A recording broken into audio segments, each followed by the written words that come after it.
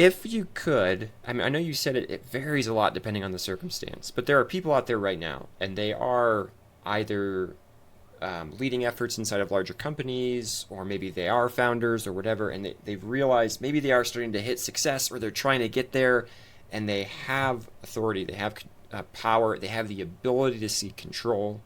Um,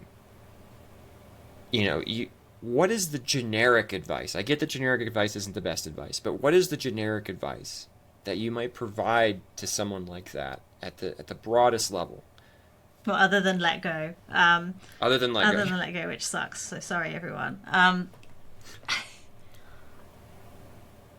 We have to get real cool, real fast in leadership with being uncomfortable.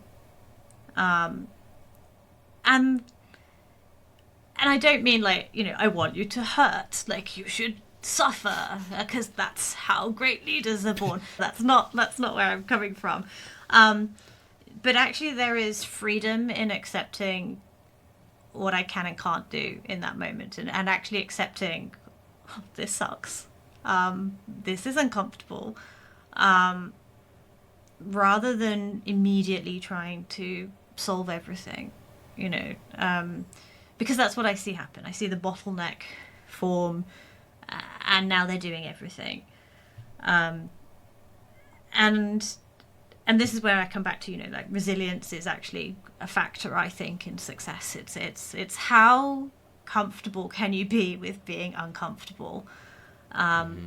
and accepting that some things move and other things don't. I did a talk recently and I spoke about a mentor when I first was part of like founding studios, and even now, with all the studios that I work with that are founding.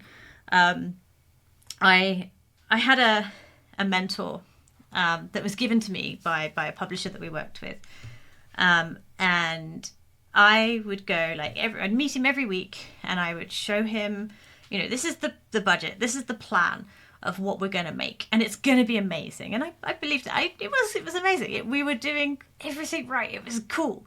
And I would show this. He was like I don't know, VP, executive producer, big person. And he he would look at what I'd made, and he would say the same catchphrase every week, and that was like, "Oh well, this looks right for today. Yeah, this is fine for today." And this went on for months. Like I would show him the thing each week, and he'd go, "Yeah, it looks fine for today." And eventually, I snapped, and I was like, "Stop saying that. You've got to stop saying it. I can't take it. What do you mean it's right for today? I'm telling you it's right. It's right. Stop it. Like, tell me it's right." And he went, "But it's right for today." And I was like, "What do you mean?" And he says, "Well, because you don't know what tomorrow's gonna bring. Like, you just don't know. You can't predict the future. You don't know. It's right for today. It looks right. Tomorrow, you might find that you forgot to factor in, I don't know, 1 million licenses that suddenly is gonna cost you tens of thousands, or maybe publishing will change its mind about how much marketing spend they're going to put in, or something completely outside of your control, and you're going to have to find, I don't know, 80,000 or maybe 300,000, or like you now need another programmer because you can't make the thing that you were going to make, so you now have to either scope it back down, or you're going to have to bring in somebody else that you didn't budget for. So it's right for today, and you should celebrate that." And at the time I was like, this man is gonna drive me insane, and it pains me now because like he was totally right. He was totally right. And I am that person now today for some of the people that I mentor, in terms of like, oh, it's right for today, um, because it's there's beauty in accepting that we can appreciate that it's okay right now. Mm-hmm. Or that, like, for now everything's not on fire, or the fire is over there and we can see it and it's contained.